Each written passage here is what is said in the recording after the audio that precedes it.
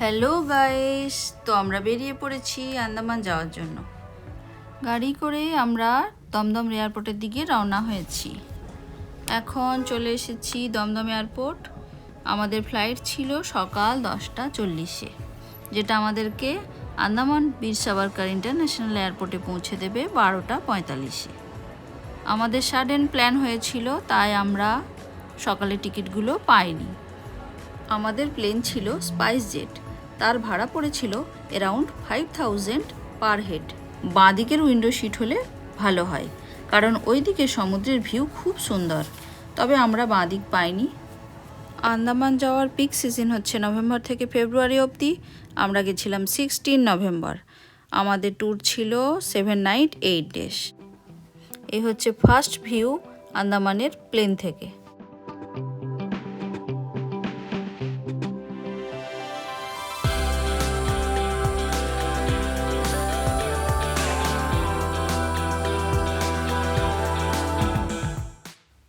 আন্দামানের first day আমরা visit করেছি cellular jail.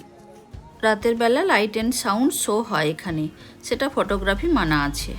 ভেতরে সুন্দর ভালো বসার জায়গা আছে। আমরা দিনের বেলার জন্য গাইড নিয়েছিলাম। ভাড়া পড়েছে পার ফ্যামিলি 200 টাকা। इसकी टहनी वगैरह काट के सेम ट्री को सेम प्लेस पर दोबारा गाड़ा गया है। गवर्नमेंट ने इसके ऊपर 3.25 लाख का खर्चा उठाया, क्योंकि रात को शो में एक रियल विटनेस है, मुख्य साक्षी ये पीपल का पेड़। ये पेड़ ही आपको सब। সেলুলার জেল যখন বানানো হয়েছিল 7টা উইংসে বানানো হয়েছিল, বর্তমানে 3টেই আছে।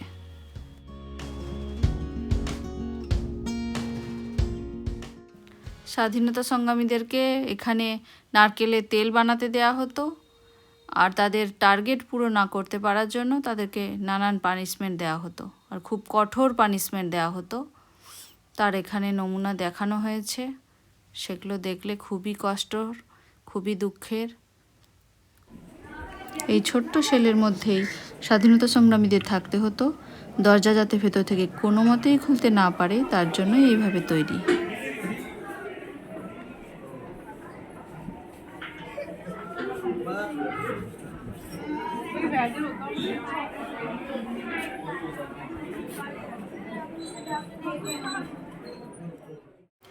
এই হচ্ছে বীর সাভারকার সেল।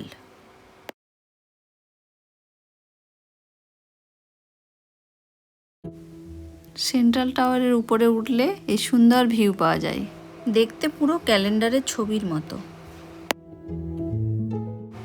সেন্ট্রাল টাওয়ারের মধ্যে স্বাধীনতা সংগ্রামীদের নাম দেওয়া আছে, এখানে বাঙালিরাই বেশি। এটা হচ্ছে ফ্ল্যাগ পয়েন্ট বা তিরঙ্গা মেমোরিয়াল পার্ক নামে পরিচিত। 1943 সালের 30শে ডিসেম্বর পোর্ট ব্লেয়ারে ভারতের জাতীয় পতাকা প্রথম উত্তোলন করেছিলেন নেতাজি সুভাষচন্দ্র বসু। এটি হচ্ছে ভারতের ব্রিটিশ শাসনমুক্ত প্রথম ভূখণ্ড।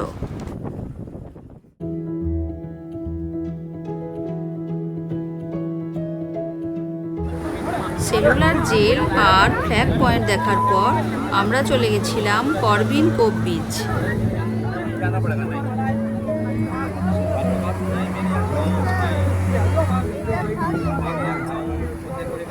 এখানেই আমাদের ডে 1 শেষ হলো। পৌঁছে গেছি আবেদিন জেটি। আজকের প্ল্যান রস আইল্যান্ড আর নর্থ বে আইল্যান্ড।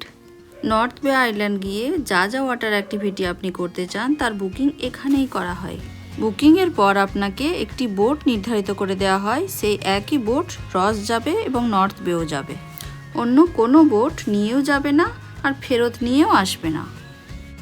আপনারা চাইলে সমস্ত ওয়াটার অ্যাক্টিভিটিস নীল বা হ্যাভলকেও করতে পারেন, ওখানে জল আরও ক্লিয়ার। সমুদ্রের জলের রং খুব সুন্দর, প্যালেটের রং কম পড়বে, এত সুন্দর। বোট আমাদের প্রথম নর্থ বে আইল্যান্ড নিয়ে এসেছে। ওয়াটার অ্যাক্টিভিটিসের মধ্যে আমরা চুজ করেছিলাম গ্লাস বটম বোট।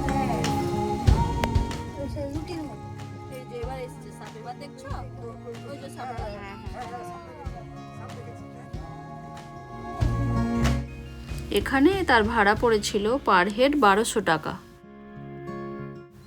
ভিডিওতে অত দেখা যাচ্ছে না, চোখে আরও সুন্দর। ওই সেম বোটে করে আমরা চলে যাচ্ছি রস আইল্যান্ড।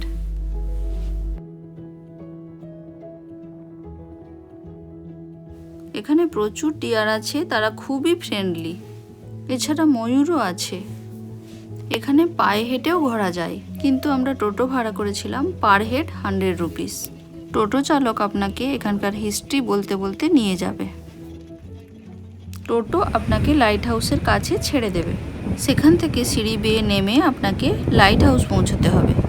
এই হচ্ছে তার সুন্দর ভিউ। সুভাষচন্দ্র বসুর প্রতি শ্রদ্ধা জানাতে 2018 সালে রস দ্বীপের নতুন নামকরণ করা হয় নেতাজি সুভাষচন্দ্র বসু দ্বীপ। এই দুটো আইল্যান্ড ঘোরার জন্য বোট আপনাকে টাইম দেবে। নর্থ বে ঘোরার জন্য 2 ঘন্টা আর রস ঘোরার জন্য 1 ঘন্টা। আজকের প্ল্যান 12টা। আমরা রাত 2টোর সময় উঠে রেডি হয়ে 2:30 নাগাদ গাড়ি করে জিরকাটাং চেকপোস্টে পৌঁছালাম। সেখানে নাম এন্ট্রি করে ওয়েট করলাম 6টা অবধি। ডট 6টার সময় জিরকাটাং গেট খুলে গেল এবং জারোয়া ট্রাইবাল রিজার্ভ এরিয়ার মধ্যে দিয়ে 2 ঘন্টা রাস্তা পার হয়ে আমরা জেটি পৌঁছালাম। সেখান থেকে শিপে করে পৌঁছে গেলাম বারাটাং। বারাটাং থেকে স্পিডবোটে করে ম্যানগ্রোভ ফরেস্ট দেখাতে দেখাতে আমাদেরকে একটা জায়গায় নামানো হলো। সেখান থেকে 1.2 কিলোমিটার পায়ে হেঁটে লাইমস্টোন কেভ দেখাতে নিয়ে যাওয়া হলো। বোট চালকই এখানে গাইডের কাজ করে। এখানে একটা কথা বলে রাখি, রাত 2টোর সময় থেকে আসার কোনো প্রয়োজন নেই। আপনারা 5টার সময় বেরিয়ে খুব সহজেই আসতে পারেন। আমাদের ব্যাপারটা জানা ছিল না, তাই আমাদেরকে ড্রাইভার যেরকম বলেছে আমরা সেই মতোই করেছি। আর চেকপোস্টে অবশ্যই প্রত্যেকে নিজের নিজের আধার কার্ড লাগবে, এটা নিয়ে আসবেন। আর কস্ট পড়বে পার হেড 1000 রুপিস।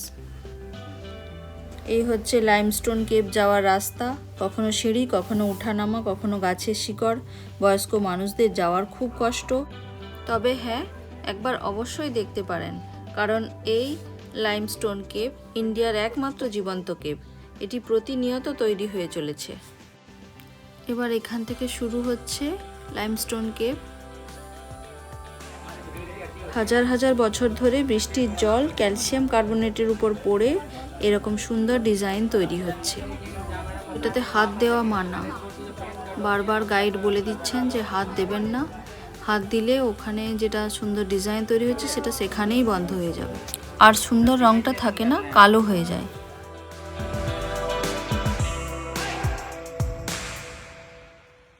देखिए 3 टाइप स्टोन्स है यहाँ पे। देखिए ना, एक मिनट। সুন্দর সুন্দর প্যাটার্ন দেখতে পাচ্ছেন। কোনোটা সিতারা বা পদ্ম ফুলের কুড়ি, 3 ধরনের নাক আর গণেশ মূর্তি। कमल फूल के कली के शेप में बना हुआ है। देख लिया, ये कमल फूल की कली के शेप में। उनके बाद यहाँ एक बिल्डिंग पे देखिए, वो गणेश गुड़ की जो हेड होती है ना, इस टाइप का भी आपको नजर आ रहा होगा यहाँ पर। गणेश गुड़ की जो हेड होती है ना, उस टाइप का नजर आ रहा है। Sir do not touch. आपने व्हाइट देखा, एक ब्लैक देखा, एक गोल्डन। ये मिट्टी है पूरा मैडम। जो रूट से वाटर आ रहा है ना, तो वाटर के साथ मड आ रहा है।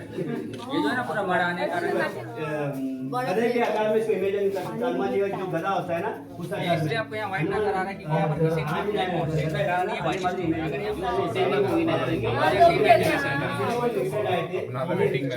এখানেই শেষ হলো আমাদের ডে 3। ফিরে যাচ্ছি পোর্ট ব্লেয়ার। ডে 4-এ আমরা সিটির মধ্যেই ঘুরলাম। এখানে 3টি মিউজিয়াম দেখলাম, যেখানে ছিল অনেক ধরনের ঝিনুক, কোরাল, মাছ, বিভিন্ন প্রজাতির জারোয়া। বেশিরভাগ জায়গাতেই ফটো তোলা মানা ছিল, তাই দেখাতে পারলাম না। এই দিন পোর্ট ব্লেয়ারে সারাদিন বৃষ্টি হয়েছে, তবে একটু থামার কারণে আমরা বেরোনোর সুযোগ পেয়েছি। আন্দামান ঘোরার সময় এই জন্য ছাতা সাথে রাখা আর বর্ষার জুতো ব্যবহার করা সত্যিই অতি প্রয়োজন। এই সমস্ত মিউজিয়ামের যে টিকিট, সেটা আমাদের প্যাকেজের মধ্যে ইনক্লুডেড ছিল।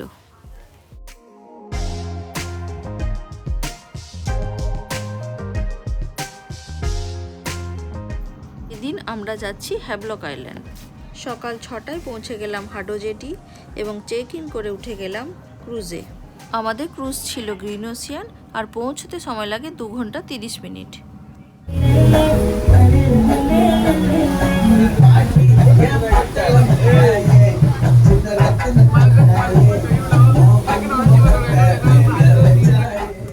যেহেতু প্যাকেজ নিয়েছিলাম তাই আমাদের ট্যুরটাই ওনারাই সব অ্যারেঞ্জ করে দিয়েছিলেন। যেমন এই হোটেল একদম সবুজের মধ্যে, এমনকি সমস্ত হোটেল আর গাড়ির ব্যবস্থা সব ওনারাই অ্যারেঞ্জ করে দিয়েছেন। হ্যাভলকের এই হোটেলের ভিউ আমাদের খুব পছন্দ হয়েছে।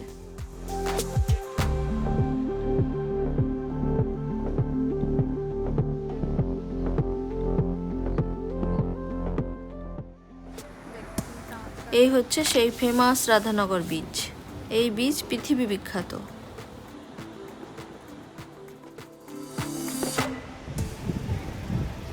এত স্বচ্ছ ফিরোজি কালারের জল আর এই নরম সাদা বালি দেখে আমরা সবাই স্নানে নেমে পড়েছিলাম। এখানে আবার অনেক বিদেশিদেরও ভিড় ছিল। এত আনন্দ করেছি যে বেশি ফটোগ্রাফি ভিডিওগ্রাফি করাই হয়নি। এগুলো কাঁকড়াদের ঘর, কেমন সুন্দর ডিজাইন করছে দেখুন।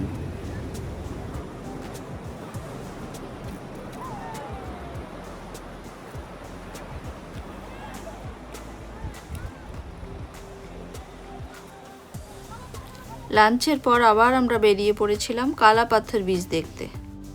এখানে সুন্দর ফটোগ্রাফি স্পট আছে, তাই অনেক ফটোগ্রাফার আপনারা পেয়ে যাবেন এখানে। চাইলে ওনাদের কাছেও ছবি তোলাতে পারেন। হ্যাভলক আমাদের এত ভালো লেগেছে যে আপনারা চাইলে 2 দিন থাকতে পারেন এখানে। আমাদের মন ভরেনি, আমরা মাত্র 1 দিন ছিলাম।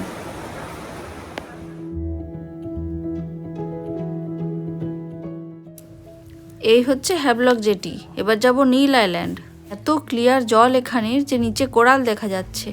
অনেক ভ্যারাইটিস মাছ আছে, ভিডিওতে দেখা যাচ্ছে না। জলের কি সুন্দর কালার ভেরিয়েশন। এই চলে এসছে আমাদের ক্রুজ। 1 ঘন্টার মধ্যেই আমরা পৌঁছে গেলাম নীল আইল্যান্ড। এই কটেজ রিসোর্টটা আমাদের খুব পছন্দ হয়েছে। আজকে আমরা খুব ভালো ওয়েদার পেয়েছি, ঝলমলে রোদ। নীল আইল্যান্ডে আমরা 1 দিনই থাকবো আর 3টে বিচ ঘুরবো, লক্ষ্মণপুর 1, 2 আর ভরতপুর বিচ।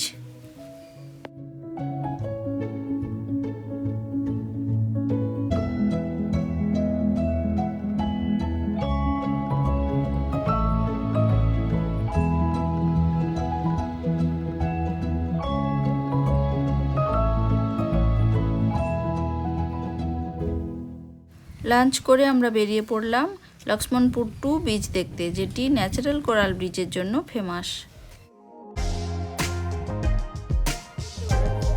এখানে ডেড কোরালের উপরে দিয়ে হেঁটে যেতে হচ্ছে, পড়ে যাওয়ার সম্ভাবনা অনেক বেশি, তাই সাবধানে হাঁটাচলা করতে হবে। গাইড চাইলে নিতে পারেন, পার ফ্যামিলি 500 রুপিস, আর ফটোগ্রাফারও আছে।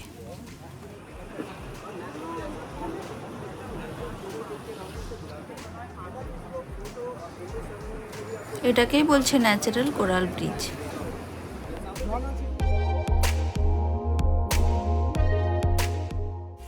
বাঙালিরা এটাকে হাওড়া ব্রিজ বলে।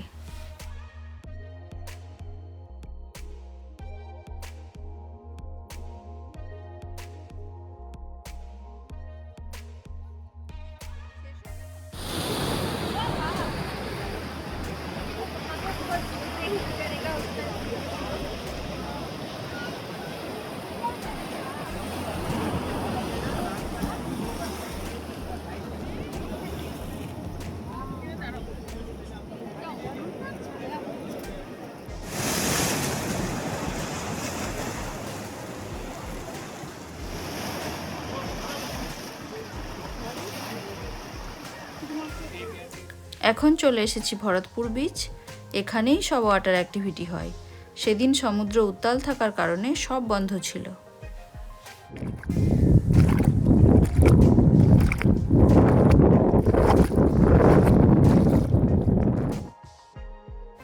এবার সানসেট দেখতে লক্ষ্মণপুর 1 বিচে এসেছি, আর এর মধ্যেই আমাদের নীল আইল্যান্ডের 1 দিন শেষ হলো।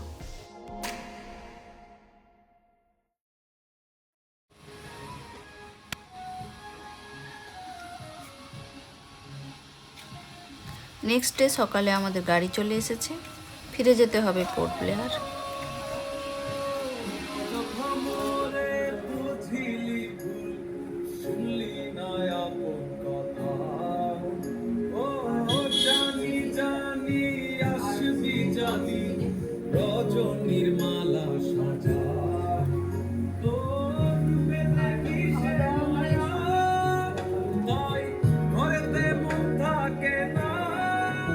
এটা নীল আইল্যান্ড জেটি।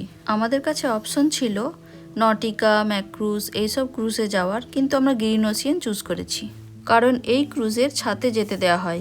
এতে যেমন খালি চোখে সমুদ্র দেখতেও পাওয়া যায়, যাদের মোশন সিকনেস আছে তাদের এখানে কষ্ট হবে না খোলা হাওয়া থাকায়। এ হচ্ছে নটিকা, আর পিছনে যেটা দেখা যাচ্ছে সেটা হচ্ছে গ্রিন ওশিয়ান।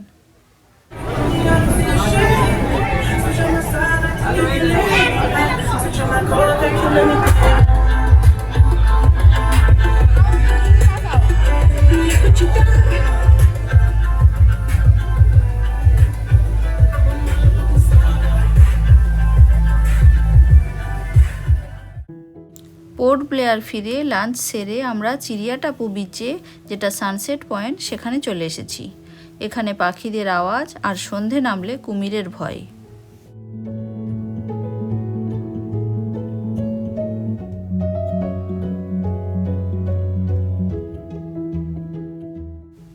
আজকে খুব ভালো সানসেট দেখলাম, আর এর সঙ্গে আমাদের আন্দামান ট্যুর শেষ হলো।